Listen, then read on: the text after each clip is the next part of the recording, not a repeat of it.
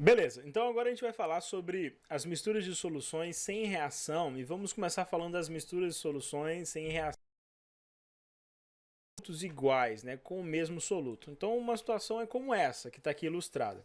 Eu estou misturando a solução A, que é de ácido sulfúrico, com a solução B, que também é de ácido sulfúrico. Ambos são soluções de ácido sulfúrico aquoso, estão sendo misturados no mesmo sistema, evidentemente vai continuar sendo ácido sulfúrico numa solução final com maior volume, e a concentração vai ser a concentração intermediária entre as duas.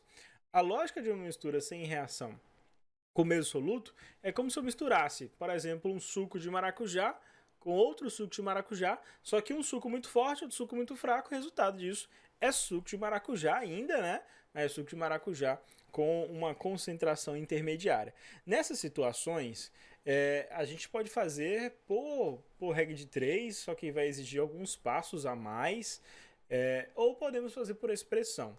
As expressões que relacionam questões desse aspecto, de mistura de solução de mesmo soluto sem reação, chegam a ser dadas até no enunciado da questão. Mas, de todo modo, não é complexo. A expressão matemática que determina o comportamento desse tipo de mistura é essa. Ó. A concentração final. Deixa eu dar um zoom só para ficar com mais agradável aqui. Então, a concentração final vezes o volume final vai ser igual à concentração da solução A vezes o volume da solução A mais concentração da solução B vezes o volume da solução B. Opa, ficou na frente? Assim.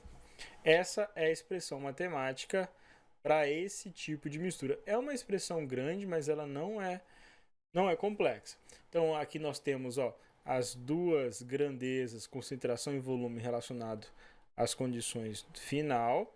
Aqui, concentração e volume da solução A.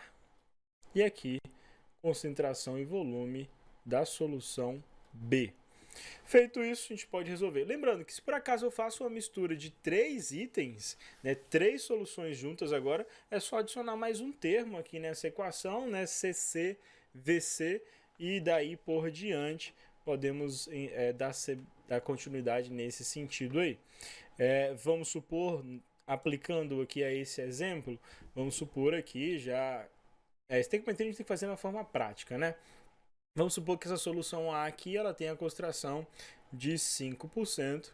Essa solução B aqui tem a concentração de 10%. Vamos supor que eu estou misturando 200 ml dessa com 500 ml dessa. Vamos achar então quais as características da concentração dessa solução aqui ao final. Então, aplicando a nossa equaçãozinha, né, de determinação da concentração final, vamos fazer aqui as devidas substituições. Concentração final vezes... O volume final nós já temos. O volume final vai ser 700, né, a soma de 500 mais 200. A concentração de A é 5. O volume de A, bora olhar ali, que já esqueci, tá aqui do ladinho. O volume de A é 200, o volume de B é 500, ok? Então, o volume de A aqui vem 200, mais concentração de B, que é 10, e o volume de B, que é 500. Continuando, então, isolando agora a concentração final, vai ser igual a 1.000 mais 5.000 dividido por 700, e aí a gente vai achar a nossa concentração final, que vai ser expressa na mesmíssima unidade de medida que as demais concentrações já foram dadas. Isso aqui, então, vai dar 6.000 dividido por 700, 6.000 por 700 vai ser 60 dividido por 7, vai ser um pouco menos, vai ser 8.6, 8.58, uma coisa assim. 8.58. Tá aí então. Qual a unidade? Mesma unidade que tínhamos anteriormente, 8.58%. Essa é a forma de aplicar usando a expressão. Lembrando que essa maneira aqui é a maneira mais fácil. É possível determinar também a concentração final a partir de regrinha de 3. Neste caso, vai ser necessário fazer uma regra de 3 aqui para achar a quantidade em gramas, no caso, da solução A Aqui outra regrinha de 3 para achar a quantidade em gramas da solução B. Somar essas duas massas e dividir por 700 e vocês vão chegar absolutamente no mesmo resultado. Só por questões de tempo, esse nosso módulo já está ficando grande, eu não vou demonstrar isso agora com vocês. Mas agora vem um ponto importantíssimo, a análise, tá? A gente está muito acostumado a só resolver. E é importante que façamos uma análise ao fim da resolução de interpretação, para ver se é condizente aquele resultado mesmo. 8,58 é possível quando eu misturo uma solução de 5% com outra 10%? É importante lembrar que o resultado tem que estar nesse intervalo. Está no intervalo, 8,58, de fato está entre 5 e 10, beleza, faz sentido. Outra análise que eu preciso fazer é assim, o resultado da minha concentração final tem que ser mais próxima da concentração que tem maior volume. A minha concentração de maior volume é 10%. Eu tenho 500 ml da concentração, que é 10%. Eu tenho 200 ml da concentração, 5%. Minha resposta tem que ser mais próxima de 10 do que de 5. E de fato é, né? 8,58 é mais próximo de 10 do que de 5. Logo, isso valida a minha resolução, tudo ok. Tá aí então uma questão de mistura de soluções sem reação com o mesmo soluto. Bora agora fazer uma sem reação com soluto diferente. Tá aqui já uma condição dessa, ó. Então agora é sem reação, mas com solutos diferentes. Vou até destacar aqui, sem reação, solutos diferentes. Numa situação dessa, a gente tem que prever a dissociação ou a ionização acontecendo, sem reação com solutos diferentes. Como assim? Olha esse exemplo aqui. Nós temos uma solução A, 20 ml dela, com cloreto de sódio, 0,1 mol por litro. Temos uma solução B, 20 ml também, cloreto de bário, 0,05 mol por litro. Apesar de ser solutos diferentes, né, existe a coincidência do ânion, cloreto e cloreto. No fim das contas, observem, nesse exemplo já foram dadas as concentrações das frações. No fim das contas, quando temos uma questão, né, de mistura de soluções sem reação de solutos diferentes, é praxe cobrar, no fim das contas, as concentrações dos resultados das dissociações, das partes das moléculas. Ó. Só de sódio, a concentração vai ser 0,05 mol por litro. Só de bário vai ser 0,025 mol por litro. Só de cloreto, a concentração vai ser 0,1 mol por litro. Tá vendo como ficou bem diferente? E como isso vai ser feito, então? Como isso deve ser feito, prof? É isso que eu vou demonstrar agora com vocês. Então, vamos lá. Deixa eu só criar um espaço aqui. Aqui já tem uma outra parte do nosso módulo, que é das reações químicas. Eu vou puxar aqui para baixo. Soltar ele aqui. Vamos resolver então mistura de soluções sem reações com solutos diferentes agora. A aplicação é a seguinte. Nós temos uma solução A de NaCl e a gente vai ter que visualizar a dissociação acontecendo. A gente falou sobre isso quando estamos lá no nosso módulo de inorgânica. O NaCl ele se dissocia em Na+ e Cl-. O cloreto de bário, que é o outro composto lá da solução B, ele se dissocia em bário 2+ e 2 íons cloretos, Cl 2-, 2 íons de Cl-. Beleza. Existe uma coincidência aí dos íons cloreto. Ponto é que aqui a concentração é 0,1 mol por litro e nós temos 20 ml. Supondo que a dissociação aconteça de forma perfeita, afinal, se não fosse, teríamos informação sobre o grau de dissociação ou o rendimento dessa dissociação. Então, se por acaso temos 20 ml de uma concentração 0,1 mol por litro, quantos mols teremos? Basicamente, é só você calcular a molaridade vezes o volume, e isso vai dar o nosso N, nosso número de mols. Ou seja, 0,1 vezes o volume em litros, 20 ml em litros vai dar 0,02. Isso aqui vai dar nosso número de mols. Então, o número de mols aqui vai ser 0,1 vezes 0,02. Isso vai ser, trabalhando com notação científica, pode ficar mais fácil. 2 vezes 10 elevado a menos 3 mols é o que nós temos aqui na solução A. Então, isso aqui equivale a 2 vezes 10 elevado a menos 3 mols. Já que a dissociação acontece nas condições ideais, se temos 2 vezes 10 elevado a menos 3 mols de NaCl no início, Aqui também vai ser 2 vezes 10 elevado a menos 3. E aqui também vai ser 2 vezes 10 elevado a menos 3. Em mols, ok? Mol aqui e mol aqui. Pronto, mas qual a vantagem? Por que eu precisei converter de molaridade de mol por litro somente para mol? É porque agora que aconteceu a mistura das soluções, o volume mudou. Quando eu misturei cloreto de sódio com cloreto de bário, o volume de meu cloreto de sódio era 20 ml. Mas esse volume juntou com outros 20 ml do cloreto de bário. Logo, o volume final mudou e a concentração também vai mudar com isso. Por isso que tiramos de molaridade e expressamos agora só em mol. Eu vou começar com esse primeiro passo, daqui a pouco eu coloco passo a passo para vocês. Vou fazer a mesma coisa com o cloreto de bário. Cloreto de bário, nós tínhamos 0,05 mol por litro, 20 ml. Resolvendo aqui, isso equivale, de novo, molaridade vezes volume é igual ao número de mols. Então, isso aqui vai ser 0,05 vezes o volume, que é 20 ml. Eu posso trabalhar assim, ó, 20 vezes 10 elevado a menos 3, né? 20 ml em litros. Voltei meu número de mols. Então, essa parte aqui, 0,05 vezes 20 vezes 10 elevado a menos 3, isso vai dar 1 vezes 10 elevado a menos 3 é o meu número de mols de cloreto de bário presente. 1 vezes 10 elevado a menos 3 mols. Beleza? Daqui, vamos então para a dissociação aqui do nosso cloreto de bário. Então, agora a gente vai fazer as substituições devidas aqui na dissociação do nosso cloreto de bário. Acabamos de determinar ali que tínhamos 1 vezes 10 elevado a menos 3 mols de cloreto de bário, que vai resultar em 1 vezes 10 elevado a menos 3 mols de bário 2+, do cátion bivalente, e também 1 vezes 10 elevado a menos 3 mols de íons cloreto.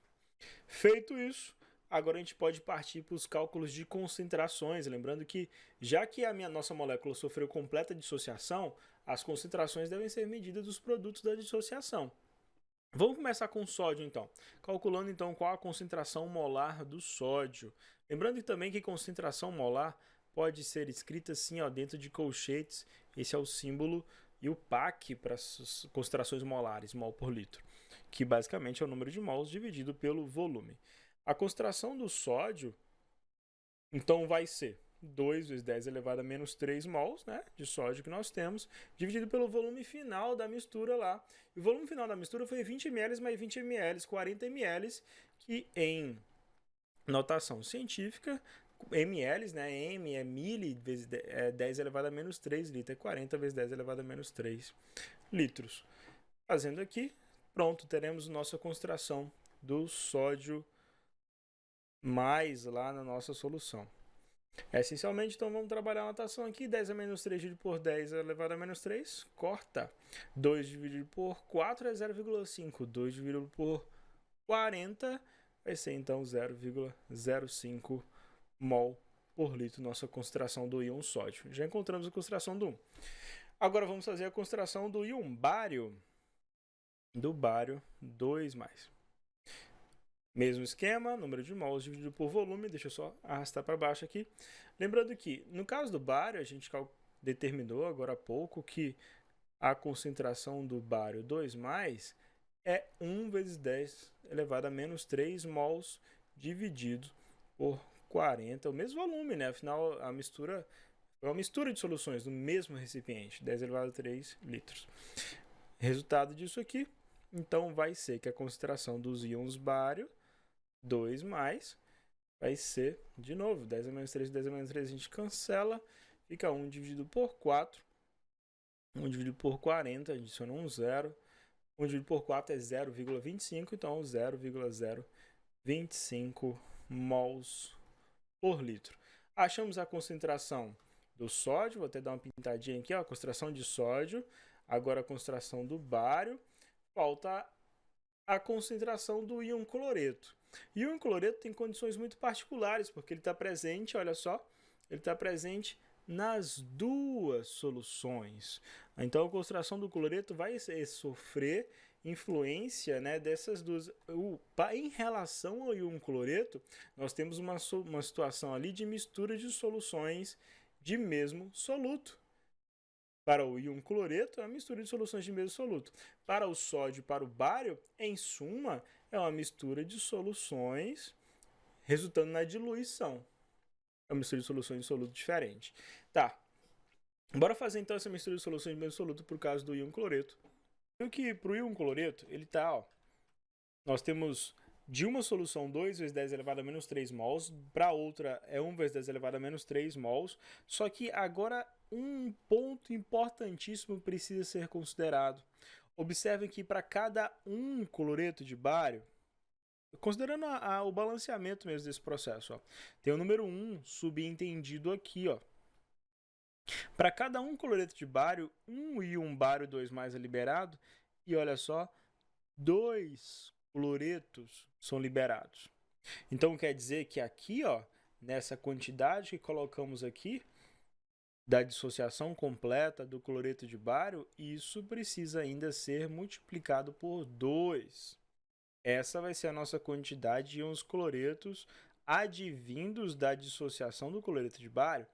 Isso a gente vai considerar aqui agora. Então vamos determinar agora a concentração molar do íon cloreto. Concentração molar do íon cloreto, deixa eu só...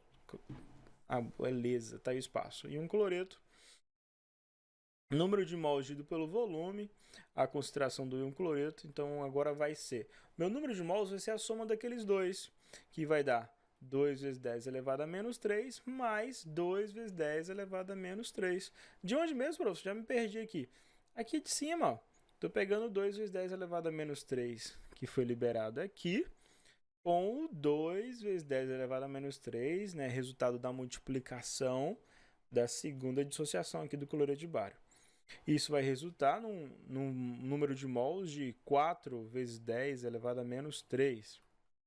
Isso dividido pelo volume final, que é 40 ml, que é 40 vezes 10 elevado a menos 3 litros. 40 vezes 10 elevado a menos 3. Pronto. Fiz isso. Acabou a nossa resolução aí. 4 dividido por 40, isso aqui é mol, isso aqui é litros. 10 a menos 3 corta com 10 a menos 3. Nossa concentração, então, de cloreto vai ser 4 dividido por 40, 0,1 mols por litro. E finalizamos aí uma típica questão de mistura de soluções sem reação com solutos diferentes. Em absolutamente todas as questões desse tipo, vocês vão precisar lembrar dos fundamentos da dissociação, que é essa etapa aqui. Vamos organizar isso aqui no passo a passo? Vou colocar aqui, ó, do ladinho, o passo a passo que eu acabei de executar com vocês. Então, passo a passo. O passo a passo é o seguinte. Primeiro, a dissociação. A gente vai realizar a dissociação. Lembrando que dissociação, em particular, é um conceito aplicável a sais. Ou vamos realizar a ionização, se por acaso estivermos trabalhando com ácidos e bases, né? Vou até aproveitar esse momento para a gente fazer essa lembrança. Isso já foi questão Enem, somente isso. Ácido e base ioniza. Sais dissociam. Então, o primeiro passo é isso, é fazer a dissociação. Segundo passo é determinar as concentrações dos íons. Calcular a concentração do íon. Ok? É basicamente esse passo a passo aí que a gente acabou de executar. Quais expressões a gente utilizou? As mesmíssimas que vocês já conhecem lá do nosso módulo passado, o módulo de concentrações. Aqui está tudo expresso em mol por litro. Isso não é regra. Eu posso fazer mistura de soluções em percentual, em grama por litro. Fato é que vocês só vão precisar adequar a escala. Não existe padrão que tem que ser sempre em mol por litro. Só tem que trabalhar sempre na mesma escala. Se você por acaso tem uma solução que está em mol por litro, a outra está em percentual, você precisa escolher. E o enunciado vai te dar essa encomenda, o enunciado vai te provocar. Expresse sua resposta em mol por litro, expresse sua resposta em percentual. Pronto, é só obedecer e colocar na escala que o enunciado vai te mostrar. Beleza? Agora bora para a terceira parte desse módulo, que a gente vai falar sobre a mistura de soluções com reação, a famigerada titulação. Vamos lá.